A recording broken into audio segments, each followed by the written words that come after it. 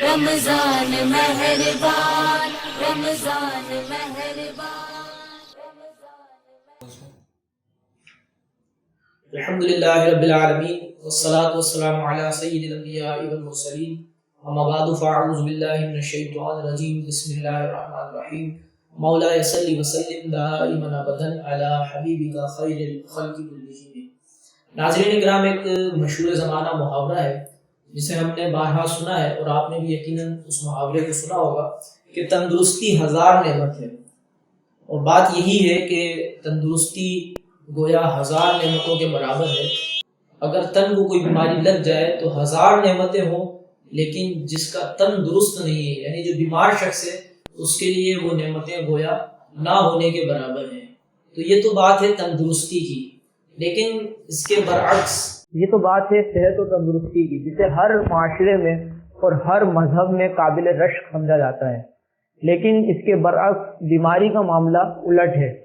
بیماری کو دیگر مذاہب کے اندر اچھی نگاہ سے نہیں دیکھا جاتا اور اسے عذاب کا تصور کیا جاتا ہے، یا کم از کم اس کے فضائل جو ہے وہ دیگر مذاہب کے اندر نہیں بیان کیے جاتے، اس کی اہمیت نہیں بیان کی جاتی۔ لیکن مذہب اسلام کے اندر جہاں صحت و تندرستی کو نعمت قرار دیا گیا ہے، وہیں بیماری کو بھی ایک درجے کی نعمت قرار دیا گیا ہے، اور اس کے فضائل اور اس کے آداب اور بیمار کے ساتھ مزاج پرسی، اس کی عادت کے فضائل اور اہمیت کو بیان کیا گیا ہے۔ آج کی اس ویڈیو کے اندر ہم نے اپنا موضوع یہی منتخب کیا ہے کہ ہم بیماری اور عیادت کے حوالے سے ضروری احکام، فضائل، یعنی بیماری کے فضائل، اس کی ساتھ عیادت کرنے کے فضائل، اور جو عیادت کا طریقہ ہے اور جو عیادت سے متعلق مسائل ہیں، انشاءاللہ تعالی ہم آج کی اس مختصر ویڈیو کے اندر اس کو سماعت کریں گے۔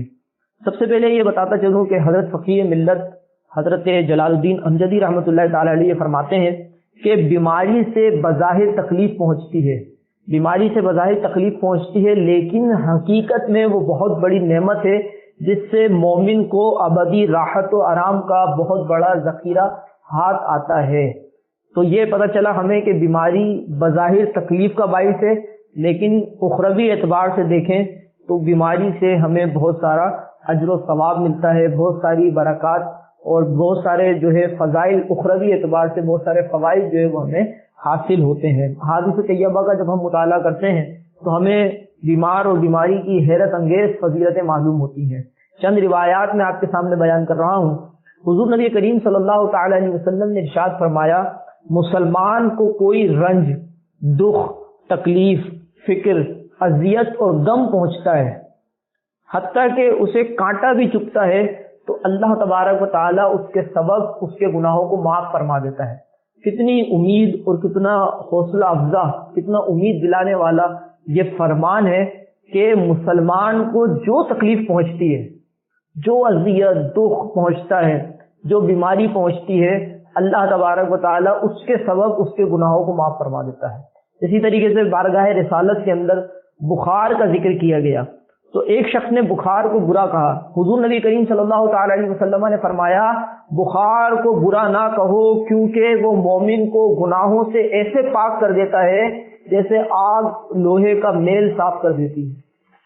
اسی طریقے سے ارشاد نبوی ہے، بندے کے لیے علم الہی میں جب کوئی مرتبہ کمال مقدر ہوتا ہے، یعنی اللہ تبارک و تعالیٰ جب کسی کو مرتبہ کمال تک پہنچانا چاہتا ہے، اور وہ اپنے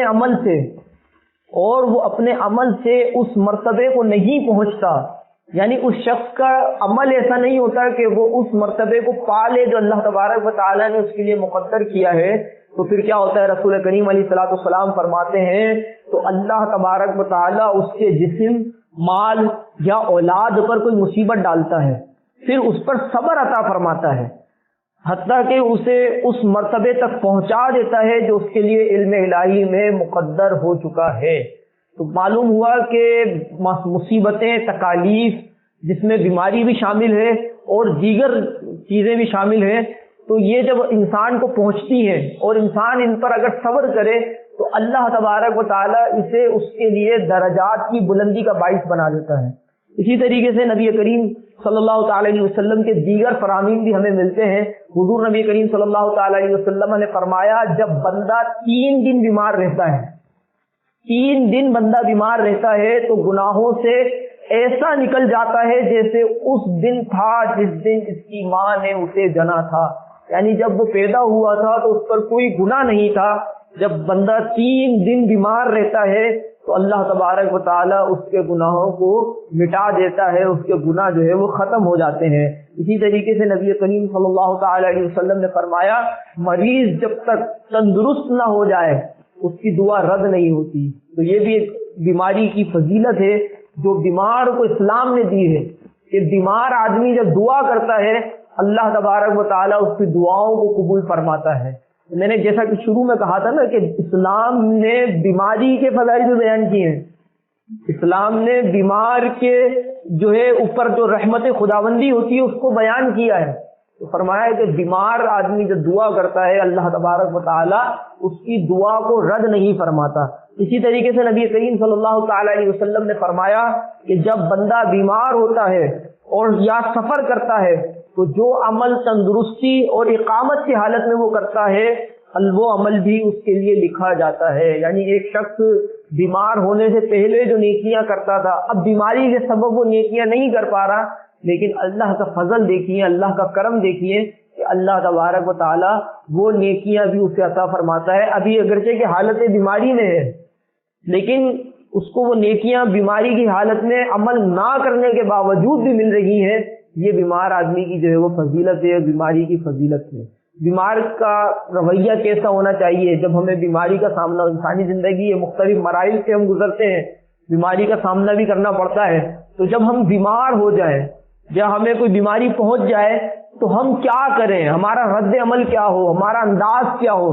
حضرت امام غزالی رحمۃ اللہ علیہ فرماتے ہیں مریض کو چاہیے کہ موت کو کثرت سے یاد کرے، موت کو کثرت سے یاد کرے، توبہ کرتے ہوئے موت کی تیاری کرے۔ جب بیمار ہو جائے تو اب موت کی تیاری کرے، یعنی ایسا نہ ہو کہ بیمار ہونے کے باوجود گناہوں میں ملوث رہے، بیمار ہونے کے باوجود اللہ کو ناراض کرتا رہے، بلکہ فرماتے ہیں کہ موت کی تیاری کرے، اور فرماتے ہیں کہ ہمیشہ اللہ تبارک و تعالیٰ کی حمد و ثنا کرے، اللہ تبارک و تعالیٰ کا ذکر کرتا رہے۔ کوئی اس سے پوچھے کہ بھائی آپ کی حالت کیسی ہے، آپ کی تکلیف کیسی ہے، تو اللہ کا ذکر کرے۔ فارغ بیٹھا ہے تو اللہ کا ذکر کرے، اللہ تبارک و تعالیٰ کو یاد کرے، خوب گڑ گڑا کر دعائیں کرے، عاجزی کا اظہار کرے، خالق و مالک جل جلالہ سے مدد مانگنے کے ساتھ ساتھ علاج بھی کرائے، قوت و طاقت ملنے پر اللہ تعالیٰ کا شکر ادا کرے، شکوہ شکایت نہ کرے، شکوے یعنی چیخنا چلانا اور جو ہے اپنی بیماری کے اوپر جو ہے لوگوں کو، اچھا معاذ اللہ بعض تو ایسے ہوتے ہیں کہ اتنے آگے بڑھ جاتے ہیں کہ معاذ اللہ کفریہ کلمات تک جو ہے وہ بک دیتے ہیں۔ تو شکوہ شکایت کرنے سے بیماری رخصت نہیں ہوتی بلکہ بیماری کا جو عرصہ ہے اس کو گزارنا مشکل ہو جاتا ہے۔ تو شکوہ شکایت نہ کرے، اللہ کی حمد و ثنا کرے، اور جو اس کی تیمارداری کے لیے لوگ آئیں ان کی جو ہے ان کا احترام کرے، ان کی عزت کرے، ان سے اچھے اخلاق کے ساتھ پیش آئے۔ حضرت فقیہ ملت حضرت جلال الدین امجدی رحمۃ اللہ تعالی علیہ فرماتے ہیں یہ ظاہری بیماری حقیقت میں روحانی بیماریوں کا بہت بڑا علاج ہے۔ ظاہری بیماری روحانی بیماریوں کا بہت بڑا علاج ہے، بشرط ہے کہ آدمی مومن ہو اور سخت سے سخت بیماری میں صبر و شکر سے کام لے۔ اگر صبر شکر سے کام لے گا تو یہ بیماری اس کے لیے روحانی بیماریوں کا علاج بھی ثابت ہوگی، یہ بیماری اس کے لیے فضائل اور برکات کا باعث بھی بنے گی۔ جو فضائل بیان ہوئے پیچھے یہ اس صورت میں ملیں گے کہ جب صبر و شکر کے ساتھ جو ہے وہ ایام گزارے گا، صبر و شکر کا مظاہرہ کرے گا۔ اگر صبر و شکر نہ کیا بلکہ رونا دھونا، شکوہ شکایتیں کرنا اختیار کیا تو پھر بیماری کا کوئی فائدہ نہیں پہنچے گا، یعنی ثواب سے محروم رہے گا، ثواب اس کو حاصل نہیں ہوگا۔ تو جتنے بھی فضائل جو بیان ہوئے احادیث کے اندر وہ سارے اس شخص کے لیے ہیں کہ جو بیماری کے اندر صبر کرتا ہے، بیماری کے اندر اللہ تبارک و تعالیٰ کا شکر ادا کرتا ہے، شکوے شکایتیں اپنی زبان پر نہیں لاتا، تو یہ ساری فضیلتیں اس کے لیے بیان ہوئی ہیں۔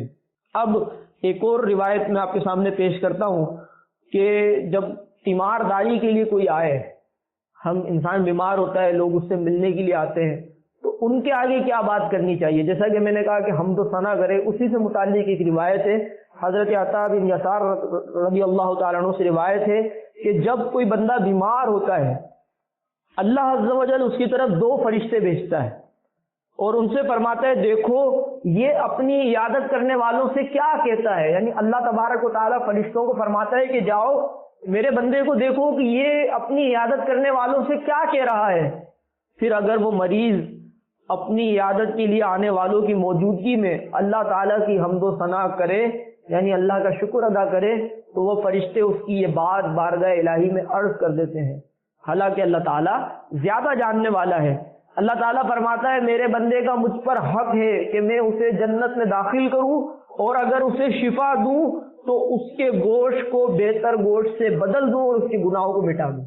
اب دیکھیں کتنی بڑی فضیلت ہے کہ جو کہ ہمیں اس صورت میں حاصل ہوگی کہ جب ہم اپنی عیادت کے لیے آنے والوں کے ساتھ اللہ تبارک و تعالیٰ کی حمد و ثنا کریں گے, اللہ کا شکر کا اظہار کریں گے, تو اتنی بڑی فضیلت کے جو ہے مستحق ہو سکتے ہیں. اسی طریقے سے نبی کریم علیہ الصلوۃ والسلام نے ایک انصاری عورت کی عیادت فرمائی اور اس سے پوچھا کہ کیا محسوس کر رہی ہے آپ؟ تو اس نے عرض کی بہتر, مگر اس بخار نے مجھے تھکا دیا ہے. اب جملے پہ آپ غور کیجئے گا, عموماً ہمارے یہاں اس طرح کے جملے بولے جاتے ہیں. تو انصاری عورت نے کہا کہ بیماری بخار نے مجھے تھکا دیا ہے. تو نبی کریم صلی اللہ تعالی علیہ وسلم نے فرمایا صبر کرو, کیونکہ بخار آدمی کے گناہوں کو اس طرح دور کر دیتا ہے جیسے بھٹی لوہے کے زنگ کو دور کر دیتی ہے. تو صبر کرو. نبی کریم صلی اللہ علیہ وسلم نے صبر کی تلقین فرمائی اور ساتھ ہی ساتھ اس کی فضیلت کو بیان کر کے ہمیں یہ تعلیم اور تلقین کی کہ جب ہم بیمار ہو جائیں تو ہمیں چاہیے کہ ہم بیماری کے فضائل اپنے ذہن میں لائیں تاکہ ہمیں صبر حاصل ہو, ہمیں جو ہے وہ بیماری کے اندر جو ہے شکر ادا کرنے کی جو ہے وہ توفیق حاصل ہو اللہ تبارک و تعالیٰ کی. اور میں یہاں پر ایک شکر ادا کرنے کے حوالے سے ایک نقطہ عرض کر دوں. آپ کہیں گے کہ یار ہم بیماری میں کیسے شکر ادا کریں گے؟ یعنی زبانی طور پر تو انسان کر لے گا, لیکن قلب اس کا ساتھ کیسے دے کہ بندہ بیمار بھی ہے وہ شکر ادا کر رہا ہو. تو دیکھیں آپ کو جو بیماری پہنچی ہے اس سے بڑی بیماری بھی آ سکتی تھی, کیونکہ ہر بیماری سے بڑی بیماری ہے. اب جو بیماری آپ کو پہنچی ہے, جو تکلیف آپ کو پہنچی ہے, اس سے بڑی بھی آ سکتی تھی. تو آپ اس بات پر شکر ادا کریں کہ یہ چھوٹی ہے, اور یقین جانیں کہ جب آپ اپنے مرض کو, اپنی بیماری کو, اپنی تکلیف کو, اپنی مصیبت کو چھوٹا سمجھتے ہیں نا, یعنی اس سے بڑی چیزیں آپ سوچتے ہیں, تو آپ کو خود بخود صبر آ جاتا ہے. آپ خود بخود جو ہے وہ اللہ تعالیٰ کا شکر ادا کرنے لگیں گے کہ یا اللہ تیرا شکر ہے اس سے بڑی مصیبت سے تو نے مجھے محفوظ رکھا. مثلاً کسی کے کان میں درد ہے, تو اب وہ کان کی بیماریاں دیکھے تو ابھی تو فقط اس کے درد ہو رہا ہے نا, اللہ تعالیٰ نے اس کو کسی بڑے مسئلے میں مبتلا نہیں کیا. اس بات پر اللہ کا شکر ادا کرے کہ یا اللہ تیرا شکر ہے کہ تو نے مجھے بڑی مصیبت سے محفوظ رکھا. تو جو مصیبتوں کو جانتا ہے نا وہ اللہ تعالیٰ کا شکر ادا کرنا بڑی آسانی سے اختیار کر سکتا ہے. میں حکایت سعدی کا حوالہ دیتا ہوں. ایک بچہ تھا, وہ پانی کی کشتی میں جو ہے وہ سفر کر رہا تھا, جہاز کہنے اسے پانی کا بڑا, اور بادشاہ بھی اس میں موجود تھا اور کئی جو ہے مسافر تھے. اب بچہ جو ہے وہ چھوٹا تھا اور مسلسل رو رہا تھا, پانی کے جہاز سے ڈر رہا ہوگا, سمندر سے ڈر رہا ہوگا, مسلسل رو رہا تھا. تو بادشاہ نے کہا کہ اس کو چپ کرایا جائے. وہاں پر ایک عقل مند آدمی موجود تھا, اس نے کیا کیا, بچے کو پاؤں سے پکڑا اور پانی کے اندر ڈال دیا. تھوڑی دیر بچے کو پانی میں رکھا, اس کے بعد واپس نکالا. اب بچہ بالکل خاموش, بالکل خاموش ہو گیا, رونا اس نے بند کر دیا. بادشاہ بڑا حیران ہوا کہ آپ نے یہ کیسے کیا, یہ کون سی ترکیب, یہ کیسا طریقہ ہے, اس کے پیچھے حکمت کیا ہے کہ بچہ جو مسلسل رو رہا تھا پانی میں ڈالنے کے بعد وہ خاموش ہو گیا. تو اس نے عرض کی کہ بادشاہ سلامت, بچہ یہ سمجھ رہا تھا سب سے بڑی مصیبت یہی ہے جس میں مبتلا ہوں. جب میں نے اسے سمندر میں ڈالا تو اس کی سمجھ میں آ گیا کہ یہ کشتی تو بہت بڑی نعمت ہے, یہ مصیبت نہیں ہے بلکہ بہت بڑی نعمت ہے. تو جب انسان بڑی مصیبتوں کے بارے میں سوچتا ہے تو پھر اسے اپنی مصیبت چھوٹی معلوم ہوتی ہے اور وہ اللہ تعالیٰ کا شکر ادا کرتا ہے. ایک کتاب میں پڑھ رہا تھا کہ 2 بھائی تھے, بالکل ان کے جسم ملے ہوئے تھے. آپ نے دیکھا ہوگا بعض پیدائشی طور پر ملے ہوئے بچے پیدا ہو جاتے ہیں, تو وہ دونوں ملے ہوئے تھے اور اللہ کا شکر ادا کرتے تھے. کسی نے ان کو کہا کہ بھئی آپ اتنی بڑی مصیبت میں کبھی گھبراتے نہیں ہیں, پریشان نہیں ہوتے؟ تو اس نے کہا کہ اس سے بڑی مصیبت بھی آ سکتی تھی, یہ کوئی اتنی بڑی مصیبت نہیں ہے. تو پھر ان میں سے ایک بھائی کا انتقال ہو گیا, تو دوسرے نے کہا کہ اب یہ بڑی مصیبت آ گئی ہے. تو پھر وہی ہوا کہ پھر آپریشن کے ذریعے اس کو الگ کیا, تو پھر وہ بھی نہیں بچ سکا. تو کہنے کا مقصد یہ ہے کہ جب آپ اپنی مصیبت کے بارے میں یہ تصور کریں گے کہ یہ مصیبت چھوٹی ہے، اس سے بڑی بڑی مصیبتیں آ سکتی تھیں، تو پھر آپ اللہ تبارک و تعالیٰ کا شکر ادا کریں گے، اللہ تبارک و تعالیٰ کا جو ہے اس کے فضل کا شکر ادا کریں گے کہ اس نے چھوٹی مصیبت میں مبتلا کیا ہے۔ اور بیماری کے حوالے سے بھی یاد رکھیں کہ جب بیماری آتی ہے تو انسان کو یہی سوچنا چاہیے کہ مجھے اللہ تعالیٰ کا شکر ادا کرنا ہے، اور یہ چند دن ہے اس کو صبر کے ساتھ گزارنا ہے۔ اللہ تبارک و تعالیٰ نے جو فضائل بیماری کے حوالے سے نبی کریم علیہ الصلوۃ والسلام نے جو بیان کیے، اللہ تعالیٰ جو ثواب عطا فرماتا ہے میرے کو وہ حاصل کرنا ہے، مجھے اسے حاصل کرنا ہے، یہ بات انسان اپنے دماغ میں بٹھا لے۔ اب بیماری کے اندر پرہیز ہم کرتے ہیں، اب پرہیز کی اصل کیا ہے، کیا پرہیز کرنا چاہیے نہیں کرنا چاہیے؟ لیکن پرہیز بھی ثابت ہے۔ حضرت بنت قیس رضی اللہ تعالیٰ عنہ بیان کرتی ہیں کہ حضور نبی کریم صلی اللہ تعالیٰ علیہ وسلم حضرت علی المرتضیٰ رضی اللہ تعالیٰ عنہ کے ہمراہ میرے ہاں تشریف لائے۔ حضرت علی رضی اللہ تعالیٰ عنہ بیماری سے ابھی صحت یاب ہوئے تھے، یعنی ابھی زیادہ عرصہ نہیں گزرا تھا حضرت علی رضی اللہ تعالیٰ عنہ کی صحت یابی کو۔ مکان میں کھجور کے خوشے لٹک رہے تھے، حضور نبی کریم صلی اللہ تعالیٰ علیہ وسلم نے ان میں سے کھجوریں تناول فرمائی۔ حضرت علی رضی اللہ تعالیٰ عنہ نے کھانا چاہا تو آپ صلی اللہ تعالیٰ علیہ وسلم نے انہیں منع کرتے ہوئے فرمایا کہ تم ابھی کمزور و ناتوا ہو، یعنی ابھی تمہارا مرض ختم ہوا ہے، ابھی کمزوری ہے تو تم اسے نہ کھاؤ۔ حضرت ام منذر رضی اللہ تعالیٰ عنہ فرماتی ہیں میں نے جو اور چقندر پیش کی، چقندر پکا کر پیش کیا تو آپ رضی اللہ تعالیٰ عنہ نے حضرت علی رضی اللہ تعالیٰ عنہ سے فرمایا اس میں سے کھاؤ، یہ تمہارے لیے نفع بخش ہے۔ تو صدر الشریعہ رحمۃ اللہ تعالی علیہ فرماتے ہیں اس حدیث سے معلوم ہوا کہ مریض کو پرہیز کرنا چاہیے، جو چیزیں اس کے لیے مضر ہیں ان سے بچنا چاہیے۔ تو یہ حدیث جو ہے وہ ہمیں پرہیز کی اہمیت کے حوالے سے بتاتی ہے۔ اور جب انسان علاج کرواتا ہے، علاج میں انسان کا ذہن کیا ہونا چاہیے، انسان کا سوچنے کا زاویہ کیا ہونا چاہیے؟ دیکھیں جب علاج کروائیں تو انسان کی پوری توجہ رب تعالیٰ کی طرف ہونی چاہیے، اللہ تعالیٰ کی طرف ہونی چاہیے۔ دوا صرف سبب ہے، دوا صرف سبب ہے، حقیقی شفا دینے والی ذات اللہ تبارک و تعالیٰ کی۔ جب دوا لے تو یہ نہ سمجھے کہ دوا شفا دے رہی ہے، میں دوائی کھاؤں گا ٹھیک ہو جاؤں گا، یہ نہ سمجھے کہ دوا میں شفا ہے، بلکہ یہ سمجھے کہ دوا کچھ نہیں ہے۔ دوا کتنی ہی اچھی ہو، جب تک میرے رب کا حکم نہیں ہوتا بندہ شفا یاب نہیں ہوتا۔ تو دوا لیتے وقت یہ سوچ لے کہ اس دوا کے اندر کوئی تاثیر، کوئی اثر، کوئی شفا کچھ بھی نہیں ہے۔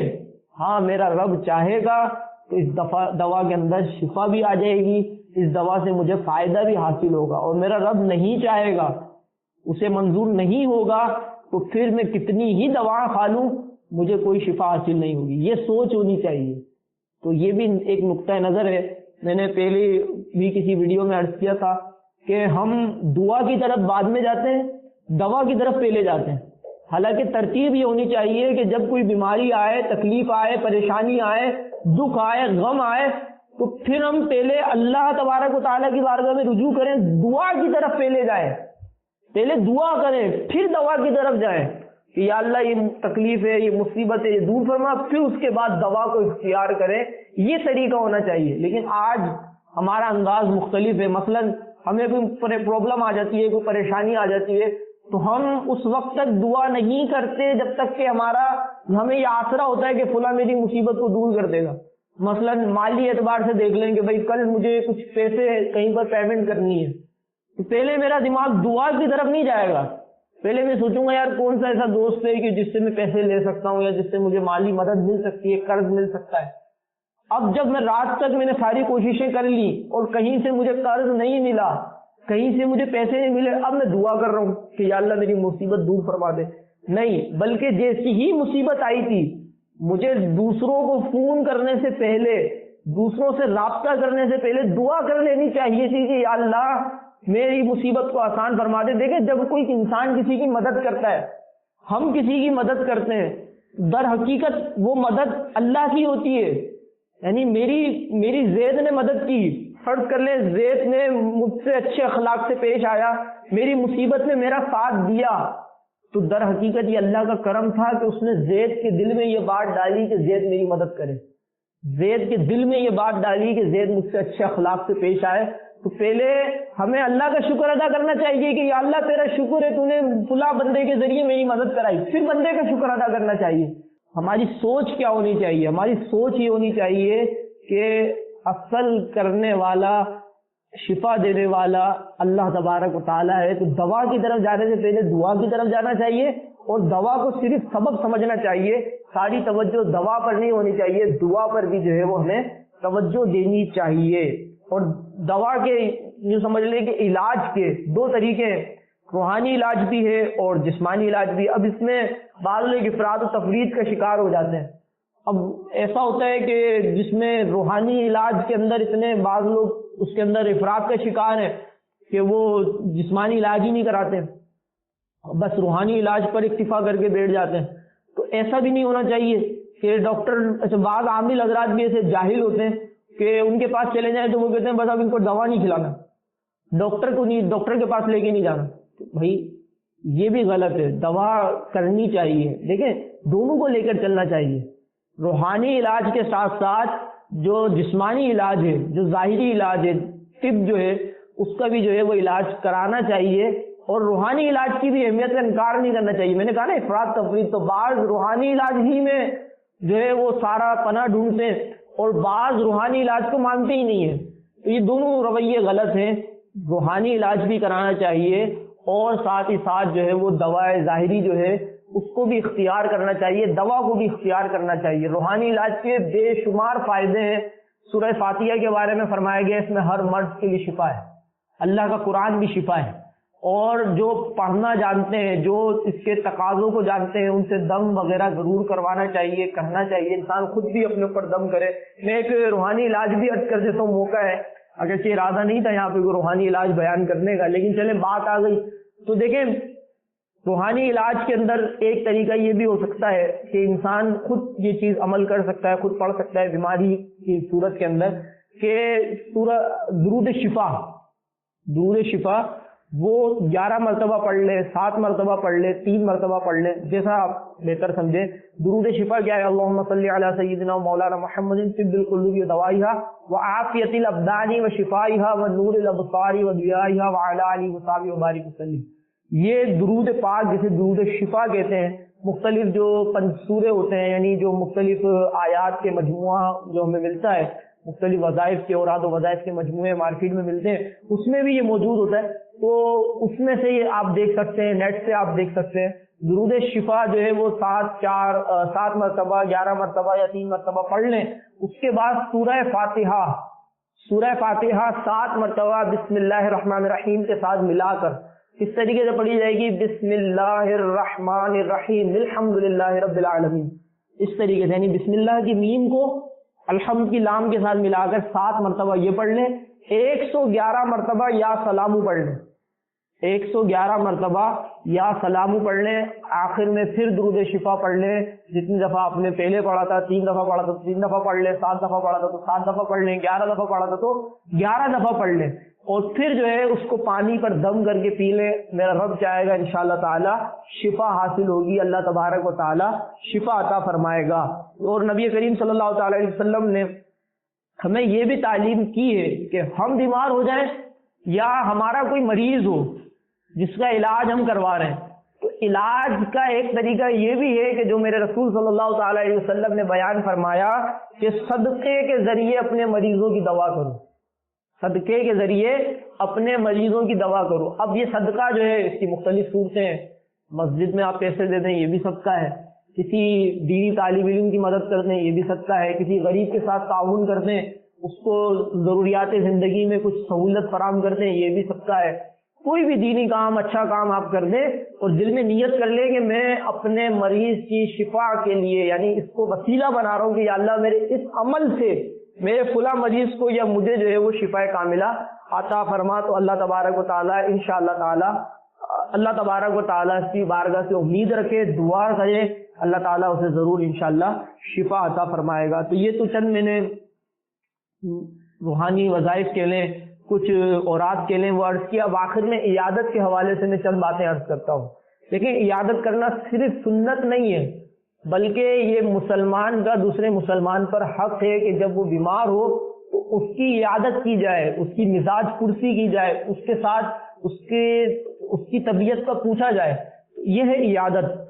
اب عیادت کے حوالے سے بھی ہمیں بڑی اصلاح کی حاجت ہے، اور ہمیں چاہیے کہ ہم اس کے حوالے سے بھی کچھ سن لیں تاکہ ہمارے اندر یہ جذبہ پیدا ہو کہ ہم عیادت کی طرف جائیں، کیونکہ عموماً لوگوں نے عیادت کرنے کو جو ہے وہ ترک کیا ہوا ہے۔ تمہیں چند عیادت کے فضائل بیان کرتا ہوں۔ نبی کریم صلی اللہ تعالیٰ علیہ وسلم نے ارشاد فرمایا، مریضوں کی عیادت کیا کرو اور جنازوں میں شرکت کیا کرو، یہ تمہیں آخرت کی یاد دلاتے رہیں گے۔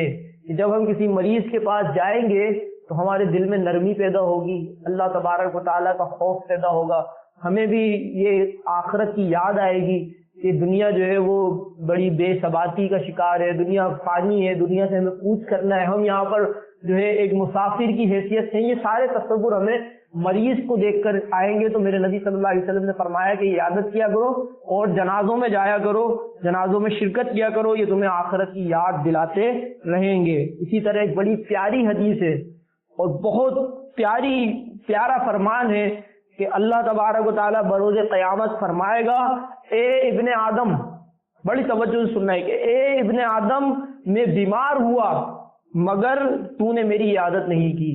اللہ تعالیٰ فرمائے گا، اللہ تبارک و تعالیٰ یہ فرمائے گا کہ میں بیمار ہوا اور تو نے میری عیادت نہیں کی۔ تو بندہ عرض کرے گا، میں تیری عیادت کیسے کرتا، تو تو تمام جہانوں کا پروردگار ہے، یعنی مالک یہ کیسے ممکن تھا کہ میں تیری عیادت کرتا، یہ کیسے ممکن تھا کہ تو بیمار ہوا، یہ تو تیرے حق میں ممکن ہی نہیں۔ تو اللہ تعالیٰ فرمائے گا، تجھے معلوم نہ تھا، کیا تجھے معلوم نہ تھا کہ میرا فلاں بندہ بیمار ہے؟ کیا تجھے یہ خبر نہیں ملی تھی پھر بھی تو نے اس کی عیادت نہ کی؟ کیا تو نہیں جانتا کہ اگر تو عیادت کرتا تو مجھے اس کے پاس پاتا، یعنی میری رحمت کو، میرے فضل کو اس کے پاس پاتا؟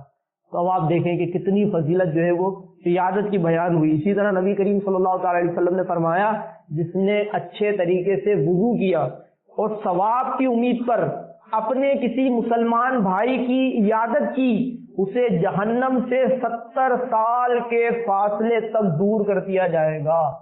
کتنا آسان عمل ہے عیادت کرنا، کتنا آسان عمل ہے، اور ثواب دیکھیں آپ کتنا زیادہ ہے۔ تو یہ اسلام کی خوبی ہے کہ چھوٹی چھوٹی نیکیوں کے اندر اتنا بڑا بڑا ثواب جو ہے، اتنا زیادہ ثواب جو ہے ہمارے رب تعالیٰ نے ہمیں عطا فرمایا، اس کے محبوب صلی اللہ تعالی علیہ وسلم نے ہمیں عطا کیا ہے۔ اسی طریقے سے نبی کریم صلی اللہ علیہ وسلم نے فرمایا، جس نے مریض کی عیادت کی جب تک وہ بیٹھ نہ جائے دریائے رحمت میں غوطے لگاتا رہتا ہے، اور جب وہ بیٹھ جاتا ہے تو رحمت میں ڈوب جاتا ہے۔ اور فرمایا نبی کریم صلی اللہ تعالی علیہ وسلم نے، جو مسلمان صبح کسی مسلمان کی عیادت کو نکلتا ہے، یعنی صبح کے اوقات میں جب کسی مسلمان کی عیادت کو نکلتا ہے، شام تک 70,000 فرشتے اس کے لیے استغفار کرتے رہتے ہیں۔ سوچیے آپ کہ صبح گیا عیادت کے لیے تو شام تک 70,000 فرشتے، اللہ اکبر، کتنی بڑی تعداد کے اندر فرشتے جو ہے اس کے لیے استغفار کرتے رہتے ہیں۔ اور فرمایا، جو شام کو مریض کی عیادت کرنے کے لیے نکلتا ہے، یعنی شام کے اوقات میں جاتا ہے، تو صبح تک 70,000 فرشتے اس کے لیے استغفار کرتے رہتے ہیں، اور اس کے لیے جنت میں ایک باغ لگا دیا جاتا ہے۔ اللہ اکبر، کتنی بڑی فضیلت ہے۔ اور یہ فضیلت حاصل کرنے کے لیے ہمیں نیت بھی کرنی ہوگی۔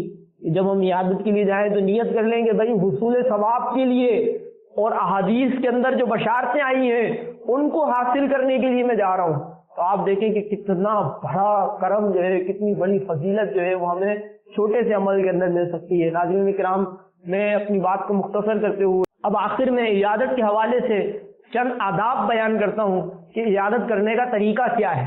بعض لوگوں کے ذہن میں آئے گا کہ بھئی عیادت کا مطلب صحیح طریقہ کیا ہے، یا عیادت کیسے کرے، عیادت میں کیا انداز ہمارا ہو، کیونکہ دیکھیں جب کسی کام کو صحیح طریقے سے نہیں کیا جاتا تو پھر وہ کام بگڑ جاتا ہے، بجائے بعض صورتوں میں ثواب کے بجائے الٹا گناہ کا ذریعہ بن جاتا ہے۔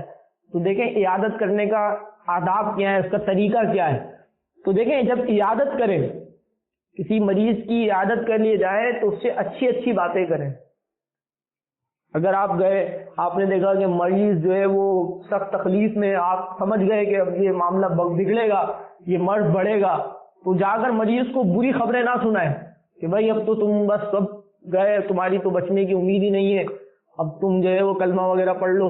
تو ایسی باتیں نہ کریں، بلکہ اس کے ساتھ اچھی باتیں کریں، اللہ تبارک و تعالیٰ کی رحمت کا تذکرہ کریں، ایسی باتیں کریں جو مریض کے دل کو اچھی لگیں، اس کو وحشت زدہ نہ کریں. وہ پہلے ہی گھبرایا ہوا ہے، پتہ چلا کہ ہاتھ مل کر آئے تو مزید گھبرا گیا، ہاتھ پاؤں اس نے چھوڑ دیے، ٹھنڈے پڑ گیا وہ بالکل کہ بھائی اب تو چلو بس اب میرا جو ہے وہ کام تمام ہو گیا. ایسا نہ کریں. مریض کے پاس جائیں، اچھی اچھی اس سے باتیں کریں. جا کر یہ نہ کہیں کہ بھائی فلاں کو بھی یہی بیماری ہوئی تھی، 4 دن کے بعد وہ مر گیا تھا، اب پتہ چلا کہ اس نے مرنا نہیں تھا، یہ آپ کی بات سن کے پہلے ہی مر گیا. ایسا نہ کریں. اچھی بات بتائیں اسے، اچھی چیزیں جو ہے اچھی اس سے گفتگو کریں. دوسرا ادب یہ ہے کہ زیادہ دیر نہ لگائیں. مریض کے پاس جب عیادت کے لیے جائیں تو بہت زیادہ ٹائم نہ لگائیں، بس اتنا دیر بیٹھیں کہ مریض جو ہے اس میں خوشی محسوس کرے. ہاں بعض صورتیں جو ہے وہ مستثنا ہوتی ہیں، مثلا بعض مریض ایسے ہوتے ہیں کہ جن کے لیے خوشی کا باعث ہوگا تو وہاں تو زیادہ بیٹھ سکتے ہیں، وہاں تو جو ہے آپ چاہیں تو تھوڑی دیر مزید بیٹھ سکتے ہیں، زیادہ بیٹھ سکتے ہیں. حضور نبی کریم صلی اللہ علیہ وسلم نے فرمایا کہ عیادت اونٹنی کا دودھ دھونے کے وقت کے مقدار کے برابر ہے، یعنی جتنا وقت اونٹنی کا دودھ دھونے میں لگتا ہے عیادت میں اتنا وقت لگنا چاہیے. ایک روایت میں یوں ہے کہ بیمار پرسی کا افضل طریقہ یہ ہے کہ بہت جلد مریض کے پاس سے اٹھ جائے. حضرت عبداللہ ابن عباس رضی اللہ تعالیٰ عنہما فرماتے ہیں عیادت میں مریض کے پاس تھوڑی دیر بیٹھنا اور شور نہ کرنا سنت ہے، یعنی تھوڑی دیر مریض کے پاس بیٹھیں اور بہت زیادہ جو ہے وہ اس کے لیے تکلیف کا باعث نہ بنے. اسی طریقے سے سر یا پیشانی پر ہاتھ رکھنا یہ بھی عیادت کے آداب میں سے ایک طریقہ ہے کہ اگر کوئی شرعی رکاوٹ نہ ہو، نیز مریض کی خود خواہش ہو تو اس کے سر یا پیشانی پر ہاتھ رکھ کر عیادت کرے. حضور نبی کریم صلی اللہ علیہ وسلم نے فرمایا کہ مریض کی پوری عیادت یہ ہے کہ اس کی پیشانی یا ہاتھ پر ہاتھ رکھ کے پوچھے کہ کیسا مزاج ہے، ہاتھ پر ہاتھ رکھ کے پوچھے کہ مزاج کیسا ہے. اور آپ یقین جانیں کہ یہ بڑی حکمتیں اس کے اندر ہے کہ آپ کسی مریض کا ہاتھ پکڑ کر اس سے پوچھیں کہ آپ کا مزاج کیسا ہے، اس کی طبیعت میں خوشگوار اثر آئے گا. خاص طور پر تو ایسا بھی ممکن ہے کہ بہت حیرت انگیز تبدیلی آ جائے، مریض کا آدھا مرض زائل ہو جائے. بعض لوگوں سے انسان کو اتنی محبت ہوتی ہے کہ اگر جس سے محبت زیادہ ہو اور وہ یہ طبیعت پوچھنے کے لیے آ جائے، مزاج پوچھنے کے لیے آ جائے تو آدھا مرض تو اس کو دیکھ کے ختم ہو جائے گا. اعلیٰ حضرت رحمۃ اللہ تعالی علیہ نے جو ہے آدھا مرض تو اس کو دیکھ کے ختم ہو جائے گا.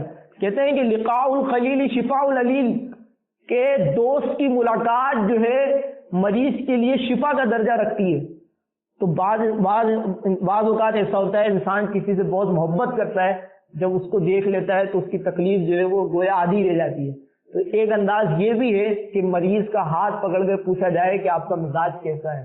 بہت ممکن ہے کہ ایسا بھی عیادت کرنے والا ہو کہ جس سے مریض کو بے انتہا محبت ہو، جب اس کا ہاتھ پکڑ کر محبت سے پوچھے گا کہ مزاج کیسا ہے تو جو دوا اثر نہیں کر رہی ہوگی دماغی طور پر وہ اس کا ہاتھ پکڑنا ایسا اثر کر جائے گا کہ اس کو بہت جو ہے راحت محسوس ہوگی اور اس کا مرض جو ہے وہ بہت حد تک درست ہو جائے گا. تو ایک تو یہ، دوسرا یہ کہ مریض سے دعا کروانا، کہ جب عیادت کرنے والا عیادت کے لیے جائے تو مریض کے لیے دعا کرے اور پھر مریض سے بھی اپنے لیے دعا کروائے. حدیث پاک میں ہے کہ جب تم بیمار کے پاس جاؤ تو اس سے اپنے لیے دعا کی درخواست کرو، کیونکہ اس کی دعا فرشتوں کی دعا کی مانند ہوتی ہے. تو ہمیں چاہیے کہ جب ہم کسی مریض کے پاس جائیں تو اس کے ساتھ جو ہے اس کے لیے دعا کرنے کے ساتھ ساتھ اس سے اپنے لیے بھی دعائیں کروائیں. آخر کے اندر عیادت کے کچھ احکام میں آپ کے سامنے یا کچھ مسائل کے لیے میں آپ کے سامنے بیان کرتا ہوں کہ فاسق کی عیادت بھی جائز ہے. عیادت حقوق اسلام سے ہے اور فاسق بھی مسلم ہے. کوئی شخص اگر ظاہری طور پر بھی گناہ کرتا ہے تو اس شخص کی عیادت کرنا بھی جائز ہے. اگر کسی مریض کو ایذا پہنچے تو قرآن مجید بھی بلند آواز سے نہ پڑھا جائے. ایک مسئلہ یہ بھی ہے بیماری کے حوالے سے، عیادت کے حوالے سے. اگر جماعت کے لیے جانے سے مریض کو تکلیف ہوگی اور وہ گھبرائے گا تو اس کی تیمارداری کرنے والا جماعت ترک کر سکتا ہے. یعنی ایک مریض ہے، اس کا تیماردار ہے. اب صورتحال ایسی ہے کہ تیسرا کوئی شخص نہیں ہے کہ جو مریض کا خیال رکھ سکے. اب اگر یہ شخص جماعت کے لیے جاتا ہے تو مریض گھبرا جائے گا، ڈر جائے گا، تنہائی میں وحشت کا شکار ہوگا اور اس کی یہ خواہش ہے کہ مجھے تنہا نہ چھوڑا جائے. تو اس صورت میں جو تیماردار ہے، جو دیکھ بھال کرنے والا ہے مریض کی، وہ جماعت ترک کر سکتا ہے، اس پر ترک جماعت کا گناہ نہیں ہوگا، یہ اس کے لیے عذر ہوگا جماعت ترک کرنے کا۔ اور آخر میں ایک بہت ہی پیاری دعا کہ جو ہمیں یاد ہونی چاہیے، اور جب ہم عیادت کے لیے جائیں تو ہمیں اس دعا کو پڑھنا چاہیے۔ وہ دعا کیسی ہے؟ اتنی عظیم الشان دعا ہے کہ فرمایا گیا کہ جو کسی مصیبت زدہ کو دیکھ کر وہ دعا پڑھ لے تو پھر یہ اس مصیبت میں مبتلا نہیں ہوگا، یعنی دعا پڑھنے والا اس مصیبت میں مبتلا نہیں ہوگا۔ اتنی عظیم الشان دعا ہے۔ اور وہ دعا کیسی ہے؟ اور یہ حدیث کے مطابق، میں نے جو بات کہی یہ حدیث شریف کے مطابق ہے۔ نبی کریم صلی اللہ تعالی وسلم نے فرمایا کہ جو شخص کسی مصیبت زدہ کو دیکھ کر یہ دعا پڑھ لے گا وہ اس مصیبت، اور اس میں بیماری بھی شامل ہے، سے محفوظ رہے گا۔ وہ دعا کیا ہے؟ الحمدللہ الذی عافانی مما ابتلاک بہ وفضلنی علی کثیر ممن خلق تفضیلا۔ یہ دعا ہے، آسان دعا ہے، مختصر دعا ہے، جو کہ ہمیں یاد ہونی چاہیے۔ اور آج میرا خیال ہے کہ کوئی اتنا مشکل نہیں رہا ہے اس دعا کو تلاش کرنا۔ آپ کسی عالم دین سے، کسی جو ہے طالب علم سے، کسی دینی شخصیت سے یہ دعا معلوم کر سکتے ہیں، کسی کتاب میں دیکھ سکتے ہیں، اور موبائل وغیرہ سے، نیٹ وغیرہ کے ذریعے بھی یہ دعا نکال سکتے ہیں۔ اس دعا کو یاد رکھیں، اور مصیبت زدہ، پریشان حال جس شخص سے بھی آپ کی ملاقات ہو اس شخص کو دیکھ کر یہ دعا پڑھ لیں۔ چند جگہوں پر یہ دعا نہیں پڑھنی چاہیے، چند امراض ایسے ہیں، وہ تفصیل بھی آپ کو مل جائے گی۔ اعلیٰ حضرت امام اہل سنت کا بڑا ہی پیارا واقعہ اس دعا سے متعلق ہے، وہ بھی آپ کو سیرت اعلیٰ حضرت کے اندر تلاش کرنے پر مل سکتا ہے کہ اعلیٰ حضرت رحمۃ اللہ تعالی علیہ کو جب طبیب نے کہا کہ آپ کو فلاں بیماری ہے، تو اس وقت اعلیٰ حضرت رحمۃ اللہ علیہ بول نہیں سکتے تھے، لیکن آپ نے جو ہے وہ منع فرمایا، اور دل میں مطلب خیال یہ کر لیا کہ یہ طبیب جھوٹا ہے، نبی کریم صلی اللہ تعالی علیہ وسلم کی حدیث سچی ہے۔ پھر بعد میں ایسا ہی ہوا کہ جب اس مرض سے فاقہ ہوا تو آپ نے فرمایا کہ مجھے وہ تکلیف نہیں ہو سکتی تھی، کیونکہ میں نے حدیث کے مطابق وہ دعا اس مریض کو دیکھ کے پڑھ لی تھی۔ تو جو شخص بھی یہ دعا پڑھے اتنے ہی یقین کے ساتھ پڑھے کہ انشاءاللہ تعالیٰ اب یہ مصیبت مجھے نہیں آئے گی، یہ بیماری مجھے نہیں آئے گی، اور ایسا ہی یقین کامل ہو، اللہ تبارک و تعالیٰ ضرور کرم فرمائے گا اور بیماری سے، مصیبتوں سے ہماری حفاظت ہوگی۔ آخر میں دعا کرتا ہوں کہ اللہ تبارک و تعالیٰ ہمیں ہر حال میں عافیت عطا فرمائے، صبر و شکر والی زبان، صبر و شکر والا ذہن اللہ تعالیٰ ہمیں عطا فرمائے، صبر و شکر والا دل اللہ تعالیٰ ہمیں عطا فرمائے، صبر شکر کی اللہ تعالیٰ ہمیں توفیق عطا فرمائے، آفتوں سے، بلاؤں سے اور وحشتوں سے، گھبراہٹوں سے اللہ تعالیٰ ہماری حفاظت فرمائے۔ جتنے مریض ہیں روئے زمین پر، جہاں کہیں بھی نبی کریم علیہ الصلوۃ والسلام کی امت میں جو بیمار ہیں، اللہ تعالیٰ انہیں بھی شفا کاملہ عطا فرمائے، ان کے صدقے میں اللہ تعالیٰ ہمیں بھی شفا عطا فرمائے، ہمارے مریضوں کو اللہ تعالیٰ اچھا کر دے، اور اگر کوئی مرض ہمارے اندر ہے ابھی ظاہر نہیں ہوا، اللہ تعالیٰ اس کے ظہور سے پہلے ہی ہمیں اس سے نجات عطا فرمائے۔ آمین بجاہ نبی نبی صلی اللہ تعالی علیہ وآلہ وسلم۔